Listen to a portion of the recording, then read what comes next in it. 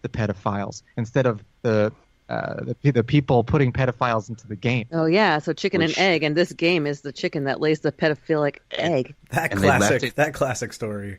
They left it in a cave. A guy found it in a cave and put it on the dark web, and that's what I heard. And fucked up that guy by putting child porn on his computer. God damn. Jesus. But honestly, I mean, the scariest part of the whole thing you just read is the fact that they used sounds from the Doors. There's nothing more horrifying to me than being forced to listen to the Doors. I'm with you on that, to be honest. I'm with you there. Yeah, it is unsettling without the bass. I'm going to play one last brief clip here of the game, Sad Satan, which no one should ever play. Oh, cool.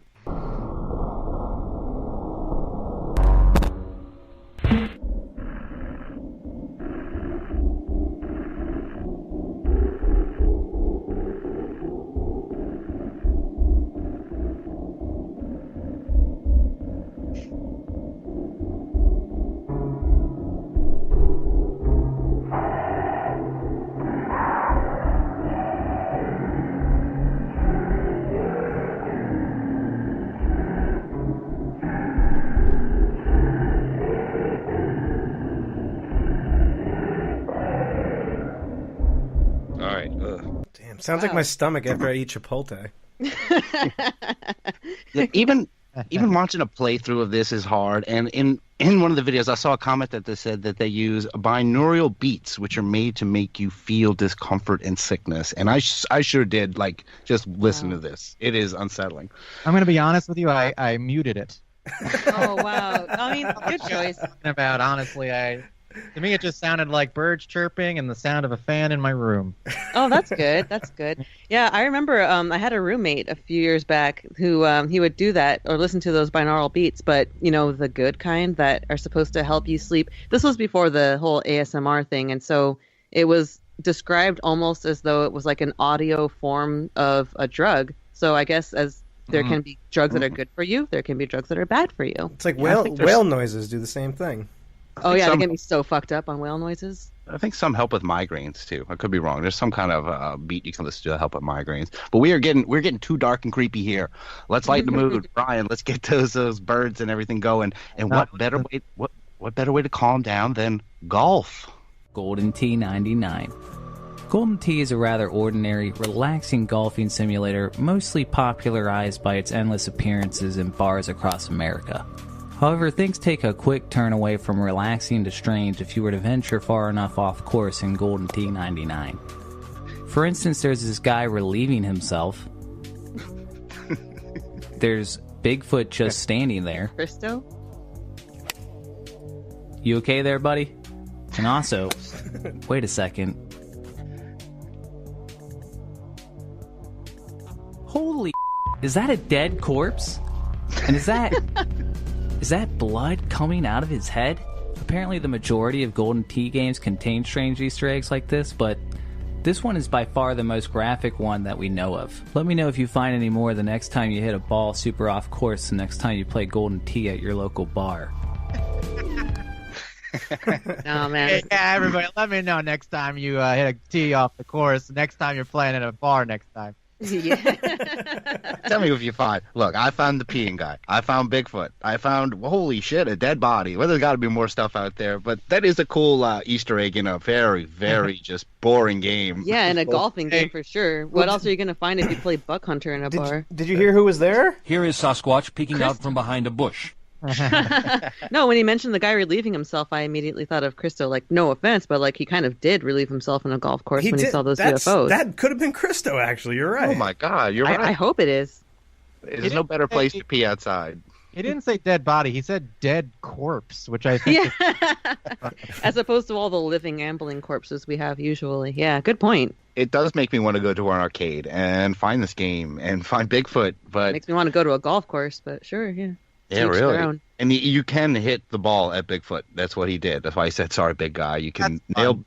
Yeah, it is. And you can hit the dead body at the peeing guy. It's great. Hey, did you ever play that game Ski Free? Which was Yes. Oh, my God. That game freaked the shit out of me. Yeah, so you're skiing down a ski slope, and then there's no matter what you do, the game always ends with Bigfoot eating you. Yeah, it's like so a Yeti, stressful. And it's way faster than you. That was one of the first games. One of the first games that made me stressed out as a kid playing it was that game. It was very stressful.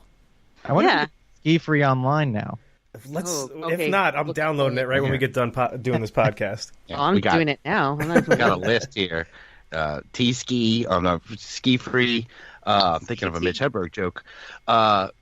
Golden Tee, we got to find that. Got to find that Prey. Got to go with that Art Bell. But speaking of getting off course in a video game, I'm going to talk about a strange hidden area in a video game. But first, we have to hear this. I'm sorry, Brian. So that we can connect its relevance to this show. Sorry.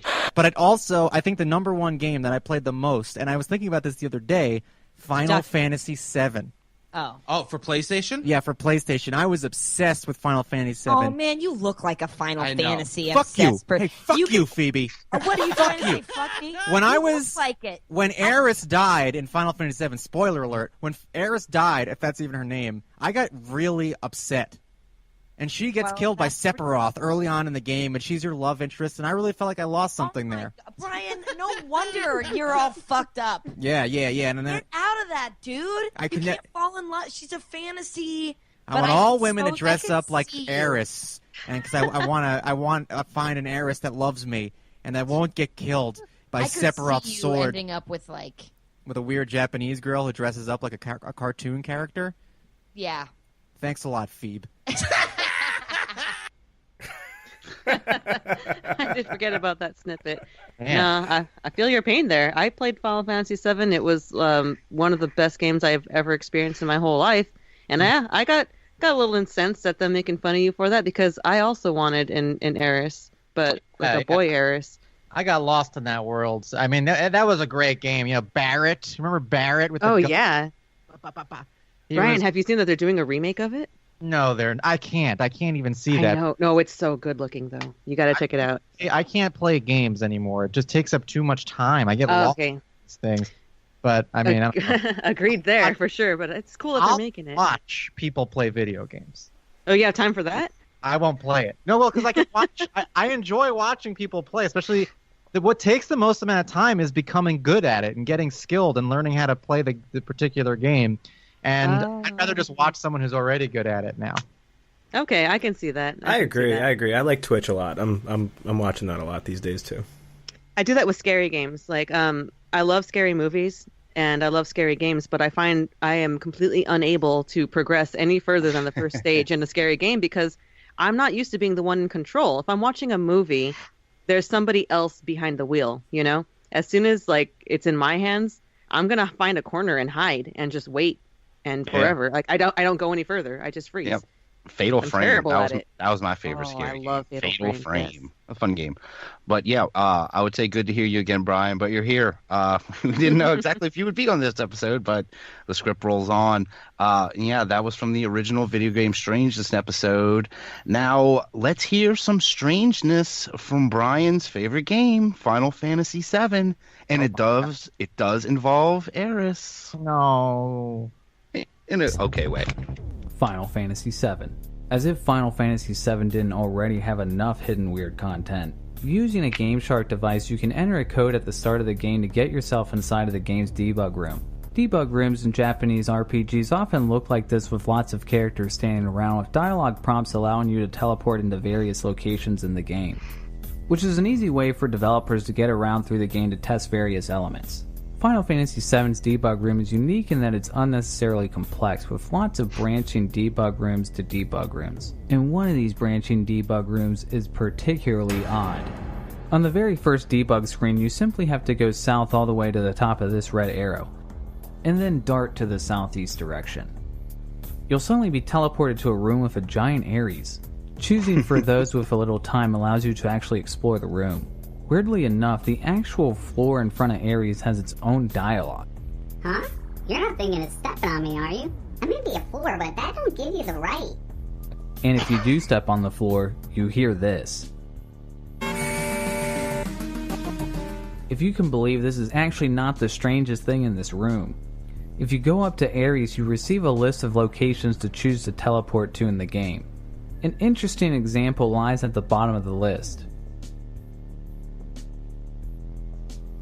2 Hades? You likely know Hades as the Greek god, but it's also the Greek word for the underworld itself, so this moment is likely a mistranslation of the word hell. And if you click the prompt, Ares shakes her head at you and reveals the truth. Silly, didn't anyone tell you this is Hades? Which, given the mistranslation, what she actually means is, silly, didn't anyone tell you this is hell? Okay, I'm officially weirded out. Oh no. You're already in hell. So yeah, if you get a Game Shark and you are able to negotiate all that stuff, you get to see Brian. You get to see a giant Ares. Wow. A giant one, all for you. I haven't heard Game Shark in like 20 years. That's crazy. Yeah, because that's for the devil. You stay away from Game Shark. Yeah, you're going to end up in Hades or hell or whatever. Yeah, I guess just the mistranslation. That's not really that exciting for me because I already have a life-size blow-up Ares in my room. That's what I was thinking. I was like, really, you're gonna have to step it up, Russ. It's gonna have to be something else. But hey, it's a gigantic one apparently. Not even life-size. And he's exaggerating. She actually wasn't that gigantic if you watch the video, but whatever. You find out you're actually this little Game Shark room is actually hell. Sorry. Oh. Boo. Well, hell could be a lot worse. Yeah, I guess. That sounds really not that bad. Hey, if you're in there with Ares, can't be that bad, right? No. Hell is just a giant woman. Hell is a body pillow with an anime character on it. I'll take it. You silly fool. This is Hades. What? I'll take it. That's just that guy's maybe that guy's just extrapolating like what he thinks hell is. Yeah, like he's stuck in the closet, he can't come out. It sounds more like purgatory, to be honest. But again, not that bad. Is that supposed to be not so bad? Really bad?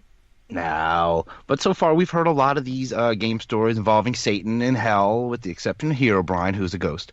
But let's talk about ghosts. And you'd think with the proliferation of people like just streaming video 24/7 of themselves playing games that we would have like a good bit of paranormal activity picked up inadvertently through these. But I gotta say, sadly, there is not that much. And what we do have is like 90% just doors closing and people saying, "What the heck? Oh my God!" And it's all doors. But oh no, not more doors. It's people sitting on a couch and a door closes behind them and they get up and freak out and then they get a million views because there's a door closed. But there was one that was a sort of unique case of a game streamer getting visited while live on the internet. It's from a guy named Manga Min. Let's hear. Manga Min is a YouTuber who does live streams giving his unfiltered opinion on everything from manga to movies and TV shows like The Walking Dead. Now, this quote, paranormal event seems like it could just be an equipment glitch. But Manga Min's freaked out reaction still makes it a very entertaining clip. He never had that problem. Got beat up once or twice, but other than that, he never... Yo, what the hell was that? Yo, what the fuck was that? Did y'all see that shit? It was a damn light. Maybe my screen was messed up. Shit kind of scaring me, man. I'm kind of scared. I ain't gonna lie. What the fuck? I seen a white circle disappear. I'm hoping it was just a screen. And when I looked over here to see if it was on the wall, I didn't see it on the wall, but when I looked back, it wasn't there. Like, this is a goddamn horror movie. Somebody, like, I'm getting ready to get killed by something right now. But trust me, it can be explained. Something happened. I think it might have been the screen that was messed up. It was something there. But anyway, let's keep moving before I scare the shit out of myself. Say what, TV? Yeah, this guy's great. So there's this weird white orb looking thing. It passes next to him on the wall, and he notices it, and he turns around, and that's what you heard there. Pretty cool. Yeah, astounding. I have no idea where the hell that come from. The orb was on the screen, or it was in his house? It looked like a big orb. Like, it looked like it was floating behind him on his wall. There's a... So he saw it, like, behind him in his, like, webcam, right? Well, he saw it on the webcam, and it sounded like he said he turned around and saw it, and then it disappeared. I'm not sure. Like I said, this is the only one that a door just wasn't closing. And you would think, though, I mean, people are streaming themselves constantly, and you'd think there would just something